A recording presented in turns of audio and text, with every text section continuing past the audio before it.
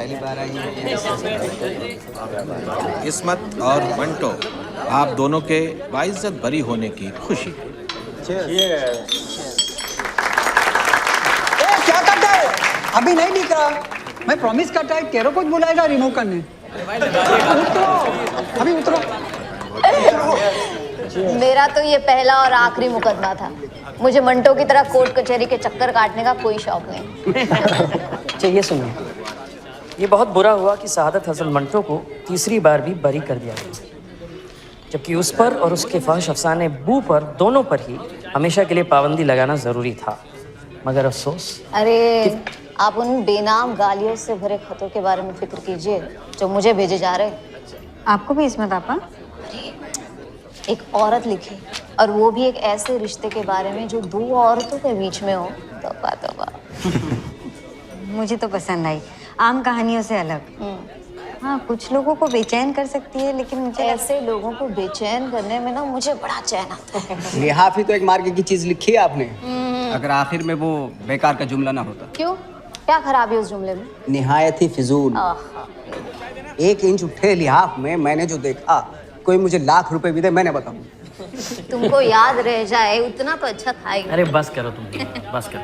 अच्छा सफिया, ये मुकदमे और आए दिन के कोर्ट कचहरियों के चक्कर से काफ़ी परेशानी होती हो। ये मानेंगे नहीं, लेकिन इन्हें भी। मिनटों में तो कब से ही कह रहा हूँ, एसोसिएशन ज्वाइन कर लो। लेकिन क्या एक राइटर तभी तरक्की पसंद होता है जब वो प्रोग्रेसिव राइटर्स एसोसिएशन ज्वाइन करे। ऐसा मैंने कब कहा, मेरा मतलब वैसे तो... कृष्ण चंद्र एम.ए. मैंने तो सुना है कि आजकल बाज लोग नए अदब को सआदत हसन मंटो कहते हैं, और जिन्हें सख्त बातें पसंद नहीं उसे समझ चौपाई भी कह लेते हैं। मुझे तो बस इतना लगता है कि तुम बात को कुछ ज्यादा ही खींच लेते हो। क्या जरूरी है हर बात पे लोगों को उकसाना? अगर आप मेरे अफसानों को बर्दाश्त नहीं कर सकते तो इसका मतलब ये है कि जमाना ही नाकाबिले बर्दाश्त है। इसलिए तो मैं कहता हूँ कि तुम्हें मिल वर्कर्स के स्ट्रगल्स या अंग्रेजों के जुल्म की तरफ अपनी निगाह और डालनी चाहिए। लेकिन आप हैं कि ऐसे वक्त में भी वैश्याओं की फिक्र में लगे। अरे शाहिर, मैं गलत कह रहा हूँ? 22 साल का था जब मैं यहाँ पे आया। तब मैंने अपने फारस रोड के कमरे की खिड़की से उन औरतों को घटिया मर्दों के साथ अपने कबूतर खाने में गुम हो जाते देखा। तो क्यों ना लिखूं उनके बारे में? क्या वो हमारे माशरे का हिस्सा नहीं है? उन के यहाँ मर्द नमाज या दुरूद पढ़ने के लिए तो नहीं जाते? अच्छा, उन्हें वहां जाने की खुली इजाजत है, लेकिन हमें उनके बारे में लिखने की नहीं। क्यों नहीं? मगर उन बंद दरवाजों के पीछे क्या होता है, या आप अपनी खिड़की से कैसे देख लेते हो? अगर आपको यकीन है तो चलो मेरे साथ, खुद देख लो। साहब, इस्मत आपा यूं ही चिढ़ा रही है आपको, अब बेवजह नाराज हो रहे हैं। कोई आया ना है, मैं चलो। अरे चलो बैठे तो सही। मजाक कर रही है भाई। तुम फिक्र मत करो सफिया, वो क्लेयर रोड जाएंगे, एक सिगरेट फूकेंगे और फिर नई कहानी जेब में लेकर वापस लौट आएंगे।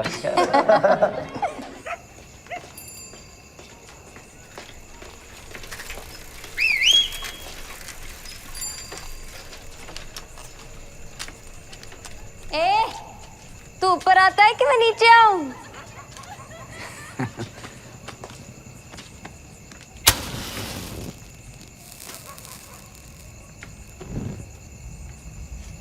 साहब कुछ चाहिए?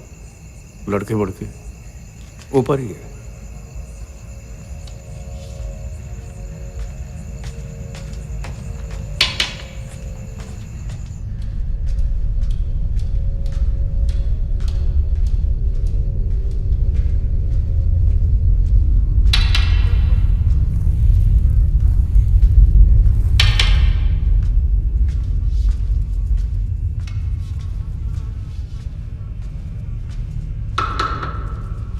उठ, एक सेट को लाया, उठ।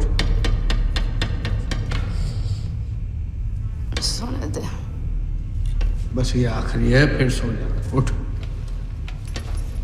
तंग मत कर मुझे। उठ मेरी जान, जिद ना कर, अपना गुजारा कैसे चलेगा? उठ उठ। मरने देना मुझे भूखी। मुझे नहीं मरना है। उठ। उठ। उठ। देख, मैं हाथ जोड़ती हूँ। मैं कितने दिन से जाग रही हूँ। खुदा के लिए रहम कर मुझ पे। छोड़ मुझे, मैं जो कह रहा हूं वो कर। पूछ कौन रहा है तुझसे? नहीं दोस्ता तेरे मोटे कपड़े नहीं। रफा, सोने दे मुझे। तुझे जिंदा नहीं छोड़ूंगा मैं, हाँ? छोड़।